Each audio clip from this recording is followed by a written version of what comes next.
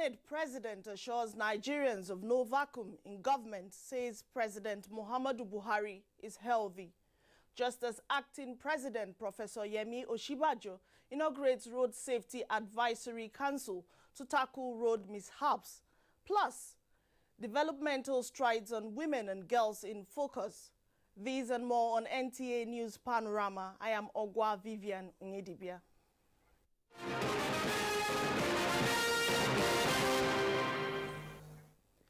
Senate President Dr. Bukola Saraki says President Muhammadu Buhari is healthy and there is no cause for alarm. He made this known after his visit to President Buhari in Abuja House in London. The Senate President was accompanied by the Speaker House of Reps, Yakubu Dogara, and Leader of Senate Ahmed Lawan. Dr. Bukola Saraki says the President's absence and imminent return shows that there is no vacuum in government and a system of democracy is working with all organs of government fulfilling this mandate. After a brief presentation on forex policy options by the Central Bank Governor, Godwin Emefiele, members of the National Economic Council expressed concern over the current situation of the exchange rate. State House correspondent Jide Onifade reports on this and other deliberations of the Council's meeting in Abuja. The Council members said the urgent review of the current forex policy, especially the gap between interbank and the parallel market rates, is necessary.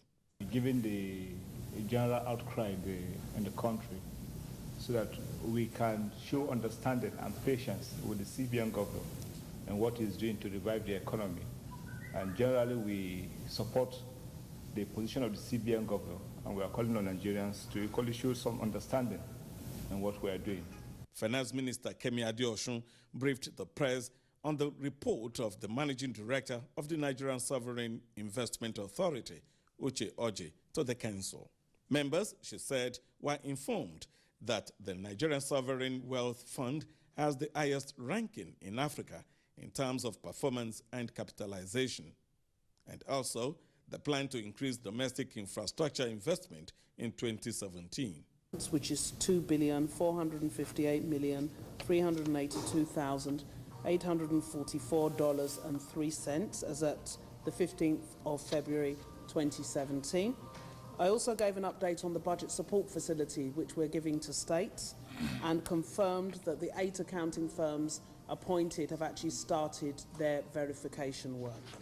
Minister of Agriculture Audu Ogbe informed the Council of the massive wheat production in the states of Jigawa, Kano, Kebbi, and Zamfara, among others, with the Council agreeing to discuss and make adequate buyback arrangements in order to support price stability.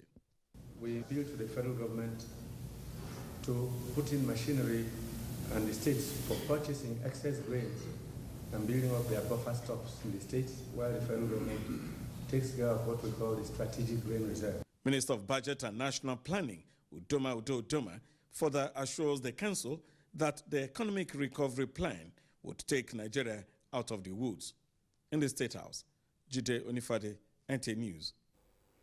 Well, it was a night when party affiliation and political differences took the back seat as the Nigeria's Governors Forum celebrates two at a valedictory ceremony and dinner held at the banquet hall of the State House. Jide Onifade once again reports. More than this, Immediate past Governor of Edo State, Adams Oshomole, and the outgoing Governor of Ondo State are the two members of the forum being honored. The two were described variously as men of high integrity who continue to contribute their best to good governance in the country over the years. Acting President Yemi Osinbajo could not agree less with this, as he described Oshomole and Mimiko as men whose achievements and persons would remain evergreen in the minds of the people of the country, urging them to continue to provide services to the people of the nation. Both of these gentlemen have distinguished themselves as governors, and there is no doubt at all that their states would be extremely proud, and all of us are extremely proud of their achievements. Let me finally say that just looking at both Governor Mimiko and Adams Oshiomhole standing next to each other, it struck me that this is the long and short of the matter. And I think that we should really give them both a round of applause, the long and short of government in Nigeria. The night was not only for wining and dining laced with much humor, it was also a time when truth was told about governance. Your Excellency, you provided a level playing field for everyone. I also want to thank you that if I ended my office on a happy note, it is in part because of the huge support that the federal government has extended to all the states.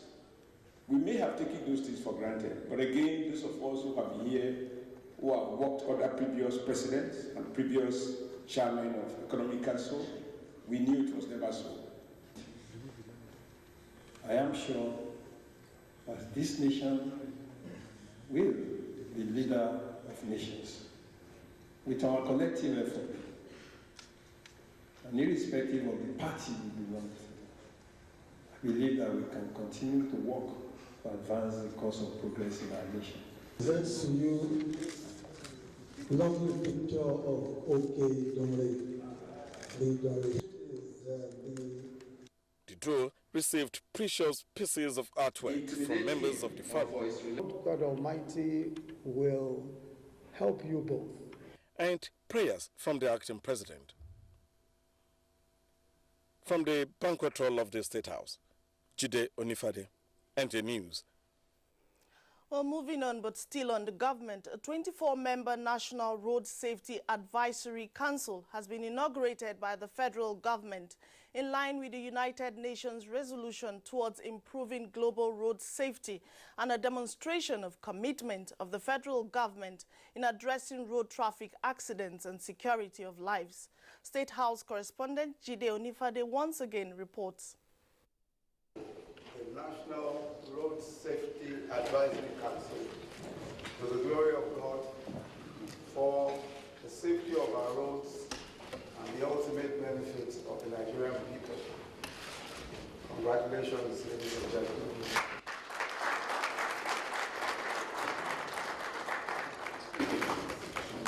That was Acting President Yemi Osinbajo inaugurating the Road Safety Advisory Council. The Advisory Council comprises of 6 governors, each from the 6 geopolitical zones of the Federation. And also including the Honorable Ministers of Transport, Power Works and Housing, Education, Health, Environment, Finance, Justice, Labor and Productivity, Interior, FCT, Minister of Information and Culture, Budget and National Planning, the National Security Advisor, the Secretary to the Government of the Federation, President of NASIMA, and the President of the Nigerian Society of Engineering, as well as the Corps Marshal of the Federal Road Safety Commission. We assure you, Your Excellency, that we will do our best to ensure that the mandate given to us is well executed and implemented. Corps Marshal Boboye Oyeyemi says the country is coming second behind Ghana because previous governments failed to ratify one of the 5 pillars of the United Nations Road Safety Resolution, which required each member state to set up a road safety management institution and prepare a strategic document for the country. It shows now that the government, both at the federal and state and local government, have really demonstrated openly the commitment towards enhancing safety of lives and properties on the highways. And with this, I think we should start seeing the improvement and personal commitment of top government officials towards enhancing road safety management in the country. The release of over 3 billion naira by the federal government for equipment and logistics, he said, further showed the commitment of President Buhari to safety of Nigerians. In the State House, Jide.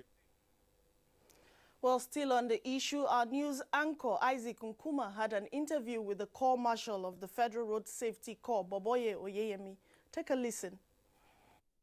And I'm now joined in the studio by the Corps Marshal, Federal Road Safety Corps, Boboye Oyeyemi. You're welcome to NTA Network. Thank you. Good evening. Good evening.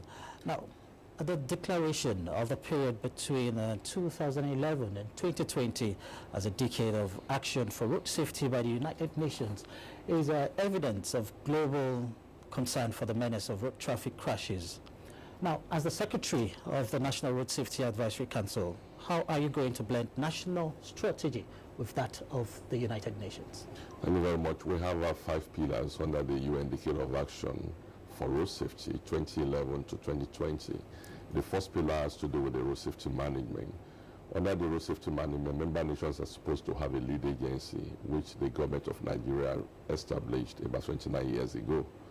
And under this road safety management, member states are expected to have produced a strategic document, that is the Nigerian Road Safety Strategy, which was, the council was inaugurated today. Inside the document is the provision for the National Advisory Road Safety Council, being headed now by His Excellency the Vice President. This really shows the commitment of the government of Nigeria now, that road safety has been taken to the highest level in the country, and that now the rules clearly spelled out for the federal, for the state and the local governments, because road safety is a shared responsibility. So everybody is expected now to play his role. Now being presided over at the advisory by the Vice President. That means the states, both the federal, the state and local government, be able to provide adequate funds in terms of the transportation, the health, education, and the social services towards enhancing road safety development and management in the country. I think this is a new page in the country today, and we must commend His Excellency the President and the Vice President for this bold initiative in ensuring that the commitment of the government towards the safety of lives and property is openly demonstrated. And the funding, there's been a kind of improvement in funding. Last year, at least you can see what the government did by providing. Corps Marshal, I just want you to hold your thoughts there, because now you're talking about the partners now, the roles. Now, what's the responsibility of the council itself? Well, this council really is to set the national road safety strategies. That's the key thing there, and that to ensure effective coordination between the federal, the state and local governments, because along this line there's been a kind of conflicts between the federal and the states. The council now will delineate what is the function of the federal government in respect to road safety management, what is the function of the states. Don't forget, we've encouraged the states to set up their own state traffic management agencies. This will be properly delineated, and also to see to the implementation of the strategic document. That means the council will be meeting every quarter, and the report is forwarded to FEC. And after 5 years, there will be another document produced. It shows that the full commitment of all the 3 tiers of government towards enhancing safety of lives and property, which is a good development in the country. And we appreciate the government efforts towards this. All right, thank you. Yeah, you were just before I cut in, you were talking about funding. So what will it take to actualize this? Now, when it comes to finance and public sensitization? It's not that there is a new funding plan that will come in. The government will now announce, as per the budgetary provisions of the federal and the state, to ensure the implementation of the budgetary provisions as it relates to road safety management. One, that means in terms of transportation, provision of high-capacity buses, in the terms of health, ensure that we have good trauma centers for rescue services. The ultimate is for us to have a zero fatality. We cannot eliminate crashes, but if peradventure there is a crash, we should be able to bring it. And you can see the trend within the last 3 years. We've been able to bring down the crashes, the fatalities is coming down. And we still have about 3 more years towards the decade. I believe we're on course. We should be able to, with the commitment of government commitment alone brings down the crashes, brings down this lawlessness to a certain level. And with this, I think we are set to go. We appreciate the government's support towards this. Thank you very much, Corps Marshal, Federal Road Safety Corps, Boboye Oyeyemi there. Thanks once again for coming on the program. Good night. Moving on now, Nigerian Air Force helicopter Mi-17 conveying personnel on medical outreach program at Gwoza on Wednesday this week came under attack by Boko Haram terrorists. A statement by Director Public Relations and Information, Nigerian Air Force Group Captain Ayodele Famuyiwa, says the attack was unsuccessful and no casualty recorded, as fighter, aircrafts and helicopter gunship were deployed to overpower the terrorists. Well, you can watch this news live online via the NTA mobile app, which you can download on your Android device at the Google Play Store or at the Apple Store if you use devices with iOS. This is Panorama on the network service of the NTA. Thanks for staying with us. We'll be back shortly. The struggle for independence had been a long and tough one. Our founding fathers and compatriots sacrificed their comfort and even shed their blood. We cannot at this point in history afford to spirit away their sacrifices for immediate but temporary gains of today. Let us emphasize what unites and not what divides us. Working for the unity of purpose with a stronger vision for a better tomorrow. NTA, growing with the nation. Together, no matter where you come from, no matter your religion, we are one. Let's live together. Let's stop fighting each other. Let us live as one. It doesn't matter where you come from, your tribe or religion, man, woman or child. It doesn't matter who you are. Put Nigerian first. No matter where you come from, no matter your religion, we are one. Let's live together. How can we develop when we're always in crisis? Families have become refugees in their country. No matter our differences, show some understanding. No matter where you come from, no matter your religion, we are one. Let's live together. Nigeria, the only country we can train with remarkable potentials to excel. Let us believe in ourselves and change our attitude for the sake of our country and generations unborn. Let us revive our cultural values, which are our essence as a nation. Let us renew the spirit of patriotism and hope in our dear country. Do not take or give bribe. Be punctual always. No more African time. We can't expect to be global citizens and operate on African time. Join the queue. Insist that people are attended to on a first-come basis, no matter who they are or where they come from. Nigeria, good people, great nation.